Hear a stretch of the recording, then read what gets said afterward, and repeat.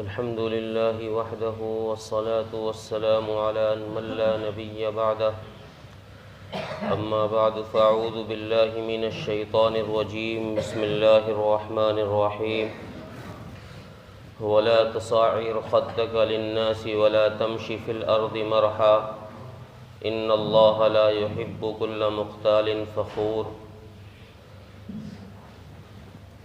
وقال الله تبارك وتعالى في موضع الثاني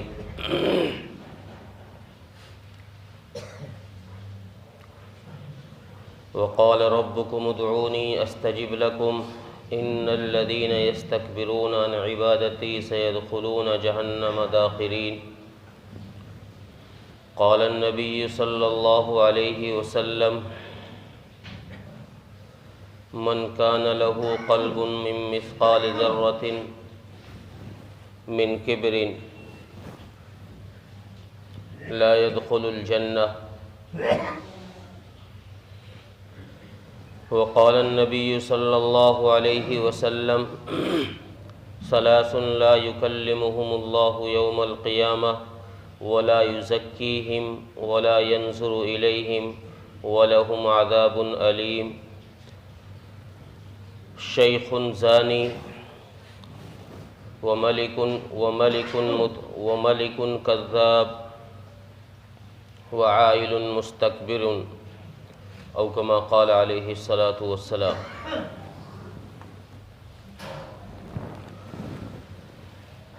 واجب الاحترام بزرگوں، عزیزوں، غیور، نوجوان دوستوں اور بھائیوں،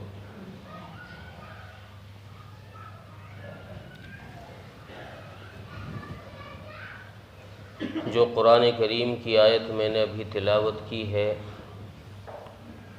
اور جو احادیث پاک ہے مبارکہ کا ذکر ہوا ہے،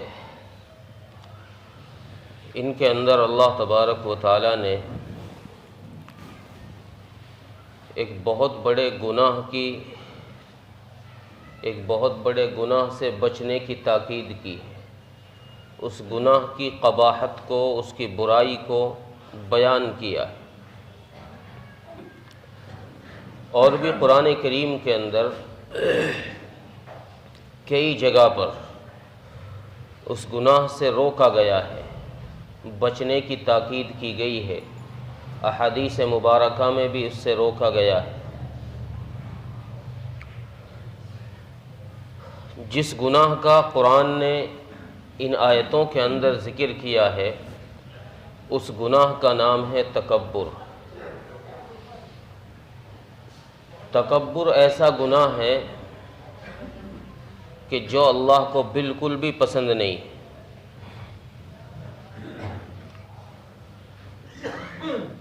قرآن کریم نے یہ اعلان فرمایا وَلَا تَمْشِ فِي الْأَرْضِ مَرْحًا إِنَّكَ لَن تَخْرِقَ الْأَرْضَ وَلَن تَبْلُغَ الْجِبَالَ طُولًا، کہ انسان تو زمین پر اترا کر نہ چل، زمین پر اکڑ کر نہ چل، نہ تو اترا کر چلنے سے زمین کو پھاڑ سکتا ہے کہ پیر زور زور سے زمین پر مارتا ہے کہ اتنی تیرے اندر طاقت نہیں ہے کہ تو زمین کو پھاڑ دے، اور نہ تو تکبر سے جو چوڑا ہو کے چلتا ہے تیرے اندر اتنی بلندی ہے کہ تو پہاڑوں جیسا بلند ہو جائے۔ إِنَّكَ لَن تَخْرِقَ الْأَرْضَ وَلَن تَبْلُغَ الْجِبَالَ طُولًا، پہاڑوں سے بلند بھی نہیں ہو سکتا، زمین کو بھی نہیں پھاڑ سکتا۔ تو پھر اس گناہ سے بچ۔ اللہ تبارک و تعالیٰ کو یہ گناہ بہت ہی زیادہ ناپسند ہے۔ اللہ کو پسند کیا ہے؟ اللہ کو پسند ہے عاجزی، کہ بندہ عاجزی اختیار کرے، اکڑ کر نہ چلے۔ حضرت لقمان کی نصیحت قرآن کریم نے ذکر فرمائی وَلَا تُصَعِّرْ خَدَّكَ لِلنَّاسِ وَلَا تَمْشِ فِي الْأَرْضِ مَرْحًا، کہ بیٹا لوگوں کے سامنے جب بات کرے تو اپنے منہ کو نہ بنایا کر، اپنے گالوں کو نہ پھلایا کر، اپنے منہ کو ٹیڑھا میڑھا کر کے بات نہ کیا کر، لوگوں کو حقیر سمجھ کر ان سے مخاطب نہ ہویا کر۔ وَلَا تَمْشِ فِي الْأَرْضِ مَرْحًا، اور زمین پر اترا کر نہ چل، اس لیے کہ یہ بات اللہ کو پسند نہیں ہے۔ ان اللہ لا يحب كل مختال فخور، اللہ تبارک و تعالی اترا کر چلنے والوں کو پسند نہیں فرماتے۔ اللہ کو بڑائی پسند نہیں ہے، اس لیے کہ اللہ بڑے ہیں۔ اور حدیث میں اللہ تبارک و تعالی نے فرمایا، رسول اکرم صلی اللہ علیہ وسلم کا ارشاد ہے کہ اللہ فرماتے ہیں کہ بڑائی میری چادر ہے، عظمت میرا ایثار ہے۔ جو شخص بھی ان سے لینے کے لیے، ان کو حاصل کرنے کے لیے مجھ سے لڑے گا، مجھ سے جھگڑے گا، ان کو لینا چاہے گا، تو اس کا ٹھکانہ جہنم ہے، میں اس کو جہنم میں دھونک دوں گا۔ اور صحیح بخاری کے اندر ایک روایت ہے، رسول اللہ صلی اللہ علیہ وسلم نے ارشاد فرمایا، لا يدخل الجنة من كان له قلب من مثقال ذرة من کبر، کہ وہ شخص جنت میں جا ہی نہیں سکتا جس شخص کے دل کے اندر رائی کے دانے کے برابر بھی کبر ہوگا، رائی کے دانے کے برابر بھی کبر ہوگا۔ اور صحیح مسلم کے اندر ایک روایت ہے، رسول اللہ صلی اللہ علیہ وسلم ارشاد فرماتے ہیں، لا يكلمهم ثلاثة لا يكلمهم الله يوم القيامة ولا ينظر إليهم ولا يزكيهم ولهم عذاب أليم، کہ اللہ تبارک و تعالی قیامت کے دن 3 لوگوں سے بات نہیں فرمائیں گے۔ دوسری چیز، ان 3 لوگوں سے اللہ تبارک و تعالی ان پر نظر رحمت نہیں فرمائیں گے۔ ولا ينظر إليهم، تیسری چیز فرمائی ولا یزکیہم، اللہ ان کے گناہوں کو بھی معاف نہیں فرمائیں گے۔ اور چوتھی چیز فرمائی وَلَهُمْ عَذَابٌ علیم، ان کو دردناک عذاب دیا جائے گا۔ صحابہ اکرام رضوان اللہ علیہم اجمعین نے پوچھا، یا رسول اللہ وہ کون لوگ ہیں؟ اللہ کے نبی نے ارشاد فرمایا، شیخ زانی، وہ بوڑھا جس کے سفیدی آ گئی ہو، جس کی کمر جھک رہی ہو، جس کو امراض اور بیماریوں نے گھیر لیا ہو، جو پوتوں اور نواسوں والا ہو گیا ہو، پھر بھی زنا سے باز نہ آئے، فحاشی اور عریانیت سے باز نہ آئے۔ کیوں؟ اس لیے کہ اس کو اب کیا امید ہے؟ اب تو اس کی کھیتی پک چکی ہے، اس کو پہلے تو یہ امید تھی کہ جوانی آئے گی، بڑھاپا آئے گا، پھر موت آئے گی، یہ اتراتا تو چلو کوئی بات لگتی، لیکن اب تو یہ بوڑھا ہو چکا ہے، موت اس کا انتظار کر رہی ہے، اس کے پیر قبر میں لٹک رہے ہیں، اس کو آگے کیا دوبارہ کوئی اور امید ہے کہ دوبارہ سے جوانی آئے گی یا دوبارہ سے بچپنا آئے گا؟ اللہ کے نبی نے فرمایا اس کو کوئی امید نہیں ہے، اس کو یہ یقین ہے کہ اب بڑھاپا ہے، یہ آخری اسٹیج ہے، یہاں پر موت آنی ہی آنی ہے، یہ دنیا چھوڑنی ہے، رب کے حضور جانا ہے، لیکن پھر بھی یہ زنا جیسے بدکار گناہ سے، زنا جیسے عظیم گناہ سے باز نہیں آتا، پھر بھی یہ عیاشیاں کرتا ہے، پھر بھی یہ عریانیت سے باز نہیں آتا، پھر بھی یہ ترچھی نگاہیں ڈالتا ہے، پھر بھی یہ دوسری طرف خیالات کو لے کر جاتا ہے۔ اللہ کے نبی نے فرمایا ایسے بوڑھے آدمی سے اللہ قیامت کے دن بات بھی نہیں فرمائیں گے۔ دوسرا شخص کون ہے؟ اللہ کے نبی نے فرمایا دوسرا شخص ہے ملک کذاب، جھوٹا بادشاہ۔ بادشاہ ہو کر پھر جھوٹ بولنے کی کیا ضرورت ہے؟ تیرا کون کیا بگاڑ سکتا ہے؟ تو بادشاہ کی کرسی پر فائز ہے، تو جو چاہے فیصلے سنا سکتا ہے، جو چاہے کر سکتا ہے۔ بادشاہ کی کرسی پر بیٹھ کر، اعلیٰ کرسی پر بیٹھ کر پھر جھوٹ بول رہا ہے۔ اللہ کے نبی نے فرمایا اس سے بھی اللہ تبارک و تعالیٰ بات نہیں فرمائیں گے۔ اور تیسرا شخص اللہ کے نبی نے فرمایا وعائل مستکبر، تیسرا شخص وہ ہے کہ اللہ تبارک و تعالیٰ نے دنیا میں حالات تنگ کیے ہوئے ہیں، رزق کے اس کے گھر میں لالے پڑے ہوئے ہیں، مانگ مانگ کر کے یہ اپنا خرچہ چلا رہا ہے، اپنا گھر خرچ مانگ مانگ کر کے چلا رہا ہے، لیکن پھر بھی تکبر کی چال چلتا ہے، پھر بھی مزاج کے اندر تکبر ہے، بڑائی ہے، لوگوں سے بات کرتا ہے تو پیشانی پر سلوٹ پڑ جاتی ہے، لوگوں کے سامنے چلتا ہے سینہ چوڑا کر کے چلتا ہے۔ اللہ فرما رہے اسے کس بات کا کبر ہے، یہ کیا دکھانا چاہتا ہے؟ اگر کوئی مالدار ہو چلو 1% یہ بات مان بھی لی جائے کہ بھئی اس کے پاس مال ہے اس لیے اکڑ کر چل رہا ہے، لیکن اس کے پاس تو مال بھی نہیں ہے، یہ کیوں اکڑ کر چل رہا ہے؟ اللہ کے نبی نے فرمایا یہ 3 شخص وہ ہیں جن کو اللہ تبارک و تعالیٰ قیامت کے دن 4 طرح کے عذاب دیں گے۔ لا یکلمہم، بات نہیں فرمائیں گے، ولا یزکیہم، ان کے گناہوں کو معاف نہیں فرمائیں گے، ولا ینظر الیہم، ان کی طرف نظر رحمت نہیں ہوگی، اور چوتھا گناہ وَلَهُمْ عَذَابٌ عَلِيمٌ، ان کے لیے دردناک عذاب دیا جائے گا۔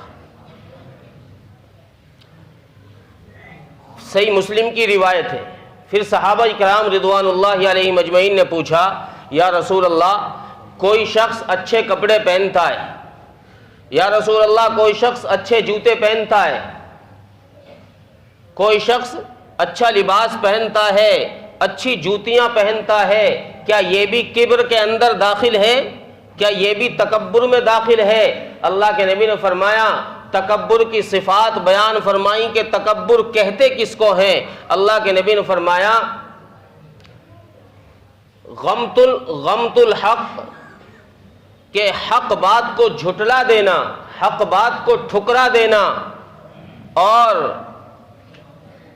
حق بات کو جھٹلانا یہ انسان کے لیے اتنا بڑا گناہ ہے کہ اللہ تبارک و تعالیٰ اس کو کبر کے اندر شامل فرما رہے ہیں، اس کو کبر کے اندر شامل فرما رہے ہیں کہ حق بات کو جھوٹا مان دینا، حق بات کو جھٹلا دینا، اور لوگوں کے سامنے اس لیے چلنا کہ لوگ اس کو بڑا سمجھیں، یہ لوگوں کو حقیر سمجھیں۔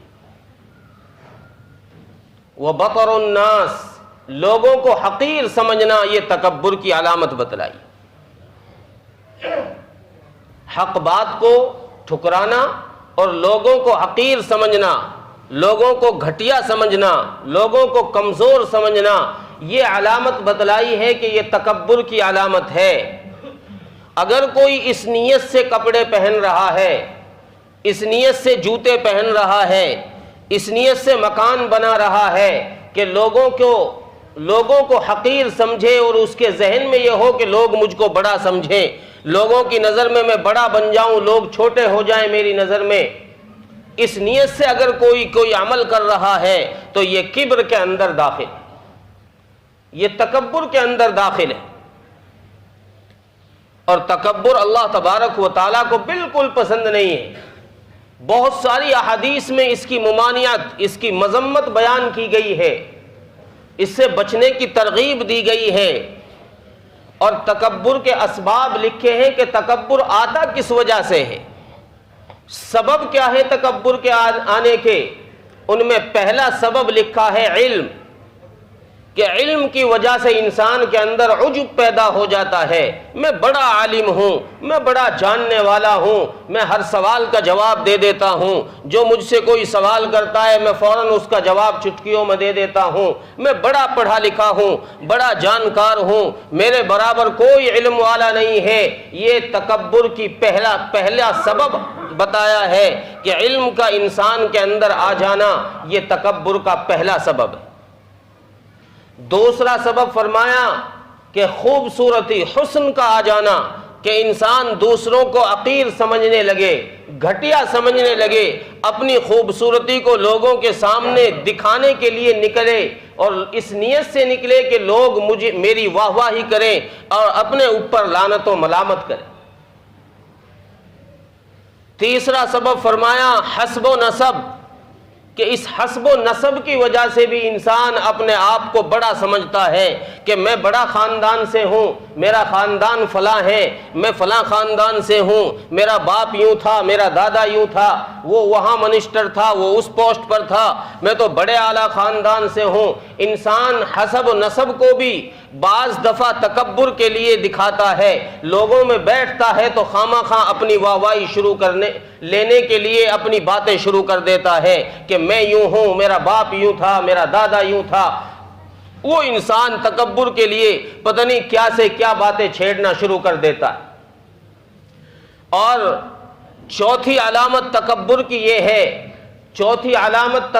یہ ہے کہ انسان کے بہت سارے شاگرد ہو جائیں، چاہنے والے ہو جائیں، آج کی زبان میں کہہ لیجئے فالوور ہو جائیں، کہ وہ انسان بھی پھولا نہیں سماتا کہ میرے لاکھوں میں فالوور ہیں، میرے کروڑوں میں فالوور ہیں، میرے اتنے سارے تلامذہ ہیں، میرے چاہنے والے اتنے لوگ ہیں۔ یہ بھی انسان کے لیے تکبر کا ایک سبب بن جاتا ہے۔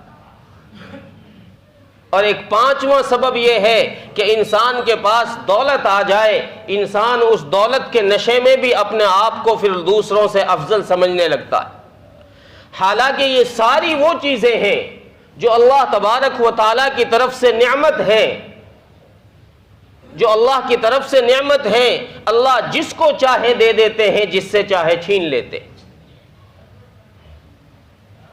تفسیر کبیر کے اندر ایک واقعہ لکھا ہے کہ ایک عورت کی کسی مالدار سے شادی ہوئی، اچھا رئیس آدمی، اس عورت کی اس سے شادی ہوئی۔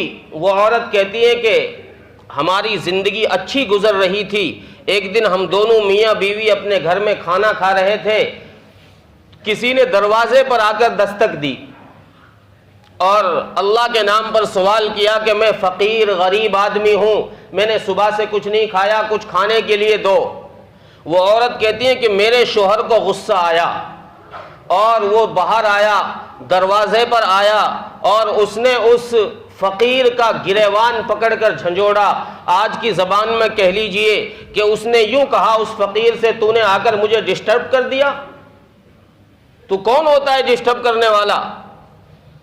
اور اس نے گریوان پکڑ کے اس کا دھکا مار کر اس کو گلی سے باہر نکال دیا اور یہ کہا کہ آج کے بعد اگر تو یہاں دکھائی دیا تو سر قلم کرا دوں گا۔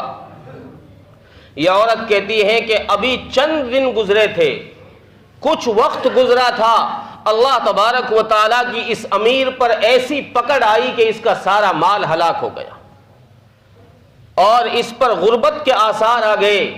وہ عورت کہتی ہے کہ جب اس پر غربت آئی تو میں نے بھی اس سے خلا لے لیا، میں نے بھی اس سے طلاق لے لی، میں بھی الگ ہو گئی، بچے بھی الگ، مال اس کے پاس رہا نہیں، یہ کنگال بھکاری ہو گیا، میں اس سے الگ ہو گئی، میں نے عدت گزاری، عدت گزار کر میں نے کسی دوسرے سے شادی کر لی۔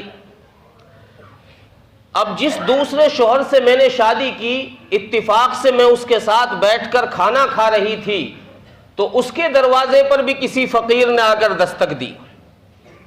میں نے دروازہ کھولا، دیکھا کوئی فقیر ہے، مانگ رہا ہے کہ میں نے کچھ کھانا نہیں کھایا، آپ مجھے کھانے کے لیے دیں۔ میں نے اپنے شوہر سے جا کر کہا کہ کوئی فقیر مانگ رہا ہے۔ اس شوہر نے کہا کہ لو، یہ جو کھانا دسترخوان پہ رکھا ہے یہ سارا لے جا کر دے دو، ہم اور کھا لیں گے، یہ اس فقیر کے کام آ جائے گا۔ وہ عورت کہتی ہے کہ میں نے جب جا کر اس کو کھانا دیا، میں نے غور سے دیکھا تو یہ میرا وہی پہلا شوہر تھا جس کے ساتھ میں پہلے رہا کرتی تھی۔ میں رونے لگ گئی۔ جب میں روئی تو میرے اس شوہر نے جس کے نکاح میں اب میں تھی، اس نے کہا کہ بیگم روتی کیوں ہو، کیا پریشانی آ گئی ہے، پریشانی بتاؤ، وجہ بتاؤ، کیا بات ہے؟ تو اس نے اپنی وجہ بتائی کہ جس فقیر کو میں روٹی دے کر آئی ہوں یہ میرا وہی پہلا شوہر ہے جو بہت امیر تھا، اور ایک واقعہ میرے یاد ہے کہ اس کے دروازے پر ایک فقیر آیا تھا، اس نے دستک دی تھی، اس نے اس فقیر کو دھکے مار کر نکال دیا تھا، اللہ نے اس کی پکڑ میں اس کا سارا مال ضائع کر دیا اور میں بھی اس سے الگ ہو گئی۔ اب یہ حالت اس کی دیکھ کر مجھے رونا آ گیا کہ یہ بھی مانگ رہا ہے۔ وہ شوہر کہتا ہے کہ بیگم تجھے پتا ہے میں وہی فقیر ہوں جو اس کے گھر پر مانگنے کے لیے گیا تھا، جس کے اس نے دھکے مار کر نکالا تھا، فلاں گلی میں، فلاں محلے میں، فلاں گھر میں نے جا کر آواز دی تھی، مجھے ہی وہ دھکے پڑے تھے، میں وہی فقیر ہوں، اللہ نے حالات بدل دیے، اللہ نے اس کی امیری کو اللہ نے مجھے دے دیا، میری غریبی اللہ نے اس کو دے دی۔ اللہ کو حالات بدلنے کے اندر سیکنڈ نہیں لگتے، اللہ کتنی دیر میں حالات بدل دیتا ہے۔ نہ عبادت پہ فخر ہونا چاہیے کہ میں بڑا عبادت گزار ہوں، میں بڑا تہجد گزار ہوں، میں بڑا نمازی ہوں، یہ فلاں یوں ہے فلاں یوں ہے۔ کسی کو حقیر نہیں سمجھنا چاہیے، کسی کو گھٹیا تصور نہیں کرنا چاہیے۔ ایک واقعہ بنی اسرائیل کا لکھا ہے، امام نووی نے غالباً، اور تفسیر کبیر کے اندر بھی یہ واقعہ لکھا ہے کہ بنی اسرائیل میں کوئی عابد تھا، اللہ والا تھا، کافی دن سے عبادت میں لگا ہوا تھا، اس کو ایک مقام حاصل ہو گیا، کوئی گنہگار آدمی اس کی جھونپڑی سے، اس کی کٹیا کے پاس سے گزرا تو اس گنہگار کے دل میں یہ خیال اللہ نے ڈال دیا کہ یار یہ کتنا اچھا آدمی، اللہ کی ایک سیکنڈ بھی نافرمانی نہیں کرتا، میں کتنا گنہگار آدمی ہوں، ہر وقت گناہوں میں لگا رہتا ہوں، چلو اس اللہ والے کی صحبت میں کچھ دیر بیٹھ جاؤ، کچھ دیر تو گناہوں سے بچوں گا، ہو سکتا ہے اس اللہ والے کی کوئی نظر رحمت میرے اوپر پڑ جائے، اللہ مجھے بھی اپنا نیک بندہ بنا لے۔ وہ گنہگار یہ سوچ کر کے اس اللہ والے کے پاس جا بیٹھا اور اس کی سفارشیں، اس نے تعریفیں شروع کر دی کہ جی آپ تو بڑے نیک ہیں، بڑے یوں ہیں، بڑے یوں ہیں۔ اس اللہ والے کے دل کے اندر اپنی عبادت کا کبر آ گیا اور اس نے کہا پرے رہو، دور ہٹو، تو کہاں گنہگار، شرابی، کبابی، زانی آدمی، کہاں میں اللہ والے کے پاس آ گیا، دور رہو میرے سے۔ اللہ تبارک و تعالیٰ کو اس کا یہ عجب پسند نہیں آیا۔ وقت کے نبی پر اللہ تبارک و تعالیٰ نے وحی بھیجی اسی وقت میں، اور نبی پر وحی یہ بھیجی کہ نبی جی آپ جا کر ان اللہ والے سے کہو کہ انہوں نے جو اتنے دن عبادت کی ہے ہماری، ان سے کہو کہ ہم نے ان کی ساری عبادت ان کے منہ پر مار دی، اور اس نیک بندے سے کہو جا کر جو اس نے یہ عاجزی دکھائی ہے، محبت دکھائی ہے، ہم نے اس کی اس عاجزی کی وجہ سے اس کے پچھلے سارے گناہ معاف کر دیے۔ اب ان دونوں سے کہو جا کر کے کہ یہ اپنے اعمال از سر نو شروع کریں، دوبارہ سے اپنی عبادت شروع کریں۔ اس ولی سے بھی کہو کہ پہلا سب کیا کرایا ختم، اور اس گنہگار سے بھی کہو کہ پہلا کیا کرایا سب ختم، اب دوبارہ سے عمل شروع کرو، اب دوبارہ سے لائن پر آؤ۔ تو اللہ تبارک و تعالی کبر کو پسند نہیں فرماتے، اس کبر کی وجہ سے انسان سے اللہ کی دی ہوئی نعمت منٹوں میں چھن جاتی ہے، منٹوں میں چھن جاتی ہے۔ تنزیل المعالم کے اندر ایک واقعہ لکھا ہے کہ ایک شخص جا رہا تھا، کبر کرنا کس چیز کا ہے، کرے کیوں آدمی کی حیثیت کیا ہے، آدمی اپنی حیثیت کی طرف تو غور کرے۔ فرماتے ہیں کہ ایک شخص جا رہا تھا، اس نے ریشمی چادر اپنے گلے پہ ڈال رکھی تھی اور بڑے اکڑ کر چل رہا تھا۔ کسی اللہ والے نے اس سے کہا کہ ارے بھائی اللہ کی زمین ہے، اللہ کا بندہ ہے، تو اکڑ کے نہ چل، ذرا تمیز سے چلو، جو چلنے کا طریقہ ہے۔ اس نے کہا ارے تجھے کیا پتا، تو جانتا ہے مجھے میں کون ہوں، تو جانتا ہے مجھے میں کون ہوں۔ ہاں، اللہ والے کہنے لگے کہ بھائی میں جانتا ہوں اچھی طرح تجھے، تو کون ہے، کون ہے تو، میں کون ہوں بتاؤ۔ اللہ والے کہنے لگے کہ تو وہ ہے جو ابتدا میں ناپاک قطرہ تھا، جس کے نکلنے کی وجہ سے غسل واجب ہو جایا کرتا تھا، اور تیرا انجام یہ ہوگا کہ تو آخر میں بدبودار جسم بن کے رہ جائے گا، اور پھر تو ایک مٹھی مٹی بن کے رہ جائے گا۔ اکڑتا کس چیز پر ہے، تکبر کس چیز پہ دکھاتا ہے؟ تکبر دکھانے کے لیے کوئی چیز ہے ہی نہیں ہمارے پاس، یہ سب اللہ کی دی ہوئی چیزیں ہیں۔ اللہ کا احسان ہے کہ اللہ کسی کو کوئی چیز عطا فرما دے، اللہ کا اس پر شکر ادا کرنا چاہیے، اترانا نہیں چاہیے۔ اللہ کا شکر ادا کرو گے، قرآن کہتا ہے لئن شکرتم لازیدنکم ولئن کفرتم ان عذابی لشدید، اگر شکر کرو گے میری نعمتوں پر میں اضافہ کر دوں گا، اور اگر ناشکری کرو گے تو میں چھین لوں گا۔ ناشکری کرو گے تو میں نعمتیں چھین لوں گا ہاتھ سے، اور چھینوں گا اس طرح تمہیں پتہ بھی نہیں چلے گا کہاں سے چلی گئی۔ حالات کیسے آ گئے، آدمی منٹوں میں کروڑ پتی آدمی فٹ پاتھ پر آ جاتا ہے، ایسا جھٹکا اللہ کی طرف سے لگتا ہے، پتہ بھی نہیں چلتا، پھر احساس ہوتا ہے کہ ہو غلطی ہو گئی۔ کچھ دنوں پہلے لکھ پتی کروڑ پتی تھا، کچھ دنوں بعد پتہ چل رہا ہے کہ یہ آدمی تو بھکاری بن گیا۔ کیوں؟ کہ اللہ کی پکڑ آ گئی۔ تکبر اللہ کو پسند نہیں ہے۔ فرعون نے تکبر کیا، اللہ نے ذلیل کر دیا۔ کیسا ذلیل کیا؟